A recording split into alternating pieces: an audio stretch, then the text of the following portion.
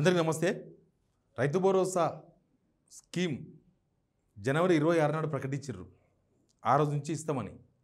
ఆ ఒక్కరోజు మరుస రోజు అనుకుంటా జనవరి 27వ తేదీన ఒక్కొక్క ఊరికి వేసిర్రు మండలంలో. ఇంకా తర్వాత రోజు ఒకరికి వస్తుందేమో, రోజు ఒక ఎకరా 2 ఎకరాలు 3 ఎకరాలు అట్లా వస్తుందేమో అని రైతులంతా కూడా ఎదురు చూసిండ్రు. ఇప్పుడు చల్లబడ్డారు రైతులు. చూసి చూసి చూసి కళ్ళు కాయలు కాసినట్టు ప్రస్తుతం తెలంగాణ రైతాంగం అంతా రైతు భరోసా కోసం కళ్ళు కాయలు కాసినాయి. ఎందుకంటే భరోసా అంటేనే భరోసా, అది భరోసా కాకుండా పోయింది. అయితే జనవరి 26 స్టార్టింగ్ డేటు, మార్చి 31 ఎండింగ్ డేటు. ఇది నేను చెప్తున్నది కాదు, సీఎం రేవంత్ రెడ్డి గారు, మినిస్టర్స్, ప్రభుత్వం ఒక డేట్ ఫిక్స్ చేసుకున్నది. మార్చి 31 లోపు 600 అయినా ఇస్తామని చెప్పి సీఎం రేవంత్ రెడ్డి గారు మా వనపర్తినే చెప్పిండు. పోయి చాలాసార్లు చెప్పిండు, మా వనపర్తిలో కూడా చెప్పిండ్రు. మరి ఏమైంది? మార్చి 31 ఎన్ని రోజులు ఉంది, మధ్యలో బ్యాంక్ హాలిడేస్ ఏంది, అసలు అవుతుందా కాదా, ఈ విషయం మీద మాట్లాడదాం. మాట్లాడకన్నా ముందు మీరు సిగ్నల్ టీవీని ఆదరిస్తున్నందుకు మీకు అందరికీ కృతజ్ఞతలు. సంవత్సరం జర్నీ చాలా విజయవంతంగా మీ అందరి మద్దతుతో చేసినాం. రైతుల వార్తలు, చాలా వార్తలు మన సిగ్నల్ టీవీలో వచ్చినాయి. ఈ వార్త కూడా రైతుల కోసం చేస్తున్నా. మీరు సిగ్నల్ టీవీని ఆదరిస్తారని, సబ్స్క్రైబ్ చేసుకుంటారని, మరింత ముందుకు పోయేందుకు సహకరిస్తారని కోరుతున్నాం. ఇక వీడియోలోకి పోతే, రైతు భరోసాకు ఇంకా ఎక్కువ రోజులు లేదు, వారం రోజులు మిగిలింది. ఆల్రెడీ మనం 21 డేట్ 31, లాస్ట్ డేట్ 31, మొత్తం 21 to 31 మొత్తం 10 డేస్.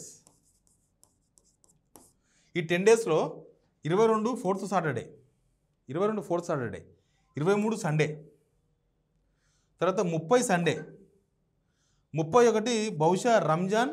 ఒకవేళ రంజాన్ నిలవంగా కనబడకపోయినా 31 నాడు ఏమవుతుందంటే financial year ending day. Banks అంతా కూడా ఇంటర్నల్ వర్క్లో ఉంటాయి. ఆల్మోస్ట్ ఆ రోజు డిపాజిట్లు ఏమి ఉండవు, అసలు ఎవరికి పనిచేయవు. ఓన్లీ వాళ్ళ ఇంటర్నల్ అకౌంట్స్ మొత్తం సెటిల్ చేసుకుంటారు. ఈ 4 రోజులు హాలిడేస్ ఉన్నాయి. 4 రోజులు సెలవులు పోతే ఈ 10 రోజుల్లో ఇంకా మిగిలింది వారం రోజులే. 6 రోజులు రోజు వారం రోజులు, 7 డేస్ మాత్రమే మిగిలింది రైతు భరోసా మాట నిలబెట్టుకోవడానికి. మాట నిలబెట్టుకోవాల్సిన బాధ్యత ప్రభుత్వానిదే. రైతు భరోసా ఇవ్వకూడదు అనుకుంటే అది వేరు, ఇస్తామని చెప్పారు కదా. అంతకుముందు ఒకసారి మీరు వానాకాలంలో ఒక సీజన్ ఎత్తేసిండ్రు. ఒక సీజన్లో రైతు భరోసా, రైతు బంధు ఏది ఇవ్వలేదు. తర్వాత ఇప్పుడు స్టార్ట్ చేసిండ్రు. రైతుల కోసం 10,000 కోట్ల రూపాయలు కూడా తీసుకొచ్చారు, 400 ఎకరాలు కుదవబెట్టి బ్యాంకులో. మరి ఈ 10,000 కోట్లు ఏమైనావో ఇప్పటిదాకా చెప్పలేదు. ఏ కాంట్రాక్టర్ జేబులో కొనవో తెలియదు. కాంట్రాక్టర్లకి ఇచ్చిర్రు, ఎవరికి ఏమి ఇవ్వలేదు. కాంట్రాక్టర్లకి ఇచ్చిర్రు పైసలు, పెద్ద పెద్ద కాంట్రాక్టర్లకి ఇచ్చినట్ట. ఇక రైతుల పేరు మీద తీసుకొచ్చిన పైసలు అడ్డుపోయినాయి. ఇప్పటికి వీళ్ళు ఇచ్చింది 3 ఎకరాల వరకు, తర్వాత 3,000 కోట్లు ఇచ్చింది. అయితే 3 ఎకరాలలో రాని వాళ్ళు కూడా చాలామంది ఉన్నారు. మళ్ళీ 20 గుంటల నోళ్ళు, 30 గుంటల నోళ్ళు, ఎకరన్నర 2 ఒక దగ్గర విచిత్రం జరిగింది.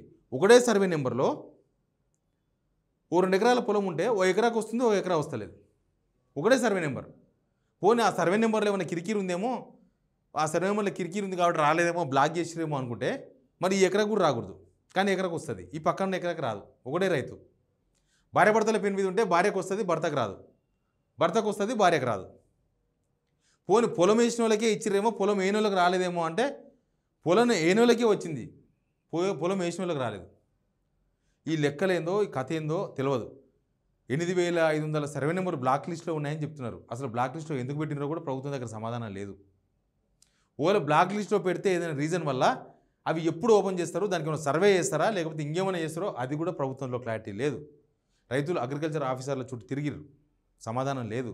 బ్యాంకర్ దగ్గర పోతే మాకేం సంబంధం లేదు, వాళ్ళు వేస్తే పైసలు మీకు వస్తాయి, మేమేం చేయలేం, మధ్యలో వాళ్ళు వేయాలి, అది ప్రభుత్వం వేయాలని వాళ్ళు చెప్తున్నారు. కానీ ఇక మిగిలింది ఈ వారం రోజులే.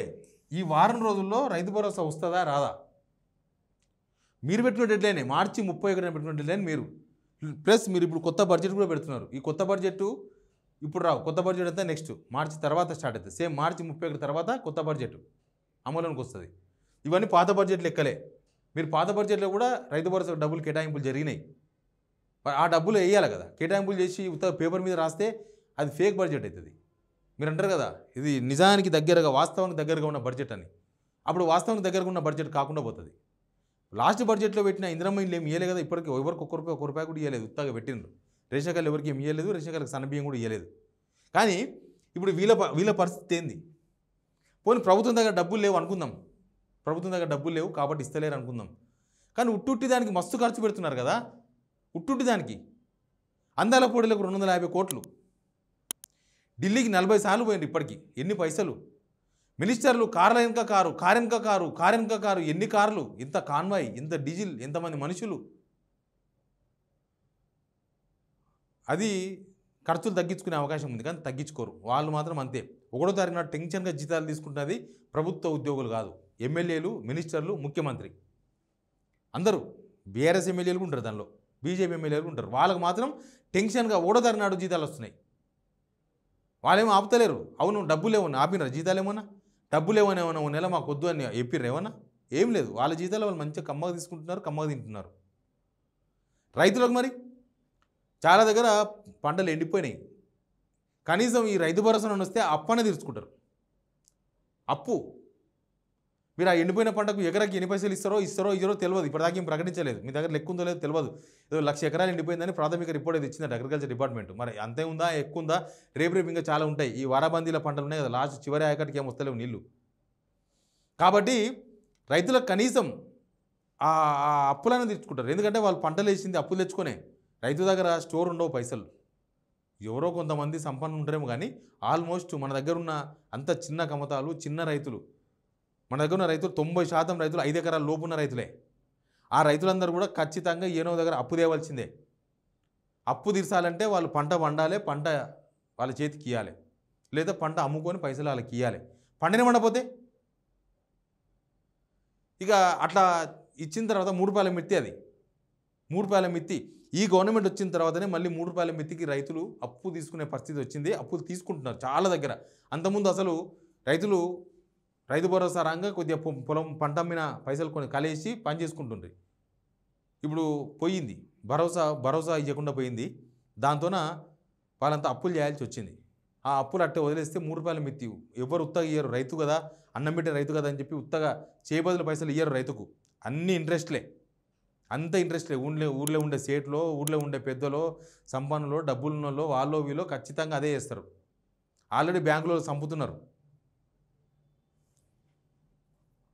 రుణమాఫీ కాలేదని బ్యాంకుల్లో చంపుతున్నారు. మరి ఈ సిచ్యువేషన్లో ఏమర్థం చేసుకోవాలి? ఇట్లా ఈ రైతు భరోసా విషయంలో మరి వారం రోజులే మిగిలింది. ప్రభుత్వం అయితే మళ్ళీ చెప్తలేరు 31 లోపు అని అంటలేరు. ఇప్పుడు 31 దగ్గరకు వచ్చినప్పుడు చెప్పాలి. నిన్నమనేమో అసలు డబ్బులు లేవు, ఏం లేవు అని మాట్లాడుతున్నారు.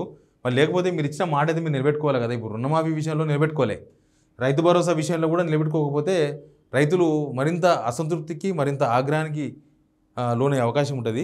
సేమ్ టైం రైతులు ఇబ్బంది పడతారు. మీ మీద ఆగ్రహం అవన్నీ పక్కన పెడితే బాగా ఇబ్బందుల పాలయ్యే అవకాశం అయితే ఉంది. ప్రభుత్వం స్పందించి మార్చి 31 లోపు చేయాలని రైతులంతా కోరుకుంటున్నారు. మనం కూడా కోరుకుందాం. Please subscribe signal TV.